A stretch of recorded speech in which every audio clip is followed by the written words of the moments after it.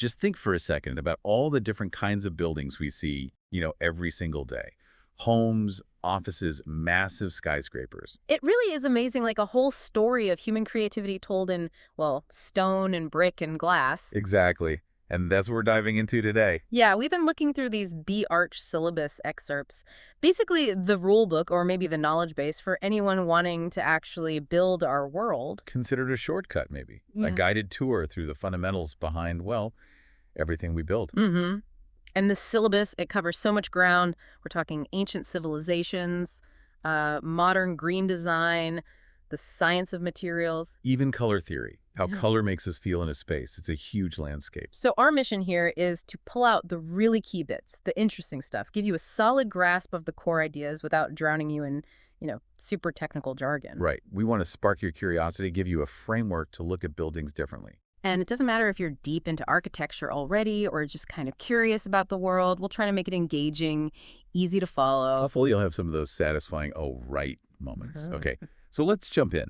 History first. It's a massive global story, always changing. It really is. The syllabus, quite rightly, starts with this huge chronological view, thousands of years. You see building and cities starting in ancient times. Yeah. Then the really distinct styles in the medieval period, the big shifts in modern architecture, and then all the different, sometimes really innovative things happening right now. And when they say ancient, they mean really ancient. It kicks off with the Indus Valley civilization. Places like Harappa, Mohenjo-Daro. We're talking Bronze Age cities here. Super sophisticated. What's just incredible is the planning, the engineering they had so early on. Harappa's granaries, for instance, that suggests, a complex system for food storage. Right. Management. Or Mohenjo-Daro at Great Bath, probably some big social or ritual purpose there. And the streets. Oh, the drainage. Exactly. Meticulously planned streets, drainage built right in. Amazing for the time. It's wild to think about those underground channels lined with brick, even spots to access them for maintenance. And D'Oliveira, the water systems, reservoirs, maybe even a public sign with that script nobody can read yet. Mm-hmm. And Lothal's dockyard suggests serious sea trade. No. And they were using fired bricks. Standardized, durable stuff. Precisely. The grid layouts, the standard bricks, public buildings like granaries, assembly halls, it all points to a very organized society, maybe some kind of central control. Yeah. And we know about their economy, too. Farming was huge. First evidence of cotton, actually, and trade. Definitely trade with Mesopotamia. And it wasn't just practical stuff, was it? There was art, culture. Oh, yeah. Those seals. Amazing detail. Animals, that Pashupati figure. The terracotta figures and that little bronze dancing girl. Captivating. They give us little glimpses, don't they, into their beliefs, their art, Yeah. sacred trees, maybe a proto-Shiva figure, hints of religion. It paints such a rich picture, even though we still can't read their writing. It's a bit frustrating. It is. But from that foundation, the syllabus moves through other ancient architectures, Egypt, Mesopotamia, Greece, Rome. Right. Each with its own unique character, sometimes building on what came before, sometimes reacting against it. It sets up this timeline, how ideas evolved. Then we kind of fast forward through medieval times. Yeah. Byzantine domes, solid Romanesque shapes, those soaring Gothic cathedrals, and the intricate geometry in Islamic design. Yeah. It's like a whirlwind tour through centuries of style. And that really sets the stage for the modern era, a time of huge change, lots of experimentation. We get the drama of Baroque, then Bauhaus, and its focus on form follows function, right? Exactly. Then the decorative styles, Art Nouveau, Art Deco, the sleek international style, brutalism, sort of raw, concrete look, Yeah. and just modernism as a whole movement, questioning all the old ways. Which leads us up to contemporary architecture. Yeah, That feels like, well, a real mix of things happening all at once. Totally. You've got high-tech, pushing materials and construction to the limit, then sustainable green architecture, trying to minimize environmental harm. And this is where it gets really interesting, thinking about how buildings serve people, the planet. Yes. The syllabus highlights vernacular architecture specifically, using local materials, traditional ways of building that fit the climate, the culture. Like Laurie Baker's work in India. Low-cost brick houses, really rooted in local methods. Precisely. Or Balkrishna Doshi's Sangaf. It blends modern ideas with that vernacular feeling beautifully. And universal design that feels so important now. Designing for everyone, no matter their age or ability. Crucial concept. People like Michael Graves applied it not just to buildings, but everyday objects too, making things accessible. Yeah. Then there's minimalism, less is more, simplicity, function above all. Mies van der Rohe's Farnsworth House is the classic example, maybe. That glass box. Yeah. And biomimicry looking to nature for design solutions, like Gaudi's Casa Batlló, all organic shapes. Or Calatrava's Milwaukee Art Museum, the one with the wings. Exactly. It shows how contemporary ideas often look back, but also embrace new tech and, crucially, environmental awareness. It's fascinating. Now, the syllabus also zooms in specifically on the history of architecture in India. Which makes sense. It's essential for understanding the unique, incredibly diverse heritage there. It follows a similar path, starting again with the Indus Valley. Right, which we covered. That foundation of planning and building. Mm-hmm. Then it goes into Vedic culture, the huge scale of Mauryan Empire architecture, the beautiful temple building in the Gupta period. It really shows this long, unbroken thread of architectural thinking in India. And then you see new influences arrive with the Islamic and Mughal periods, distinct styles, in the Delhi Sultanate and then the Mughal Empire, I think Taj Mahal, the forts, grandeur and detail. Wow, So, followed by the colonial period. British styles, Yeah. but also that Indo-Saracenic blend. left a definite mark.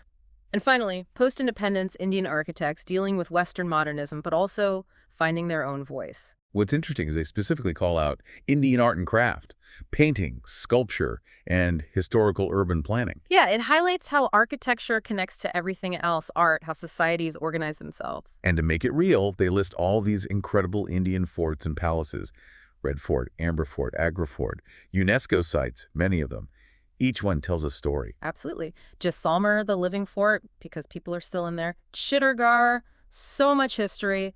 Kumbhalgarh, with that massive wall. It's the second longest wall in the world, isn't it? I believe so, yeah. They're not just structures, they embody India's past.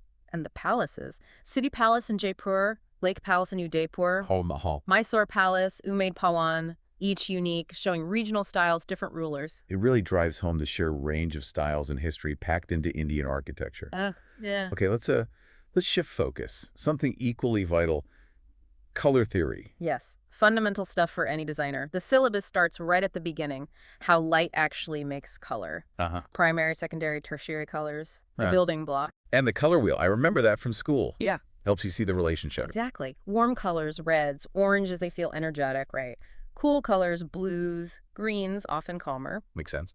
Then it gets into color properties. Hue, that's just the name, like blue. Mhm. Value lightness or darkness. Add white, you get a tint. Add black, you get a shade. Okay, tints and shades. Got it. And saturation. How intense or pure the color is. Is it a really bright red or more muted? Right. And this leads to color schemes, ways to combine them. Precisely. Strategic combinations. Monochromatic, using just one hue but different values and saturations. Complementary opposites on the wheel. Creates high contrast, visual pop. Okay. Analogous colors next to each other on the wheel, more harmonious, calmer feel. I see. And others too triadic, using 3 spaced out colors, split complementary, which is a variation. Each scheme gives a different feeling, good for different purposes. And it's not just looks, is it? There's color psychology mentioned, how colors affect mood. Big time. And then the applications in architecture, how architects use color to define space, create an atmosphere, really shape how you experience a building. Fascinating. Okay, moving on. The syllabus also makes sure to mention famous Indian architects, recognizing the key players. Important, yeah. You need to know who shaped the field. Absolutely. The list includes Balkrishna Doshi Pritzker winner, huge figure Charles Correa, Laurie Baker. Raj Riwal, Achyut Kamvinde, Anant Rajay, Hafiz Contractor, all very influential. And they also include Lutyens and Baker. Not Indian, but their work in New Delhi was so significant, you have to include them, right? Definitely relevant to the Indian context, absolutely. And it's good they suggest looking at books and documentaries, too, for anyone wanting to dig deeper into specific architects.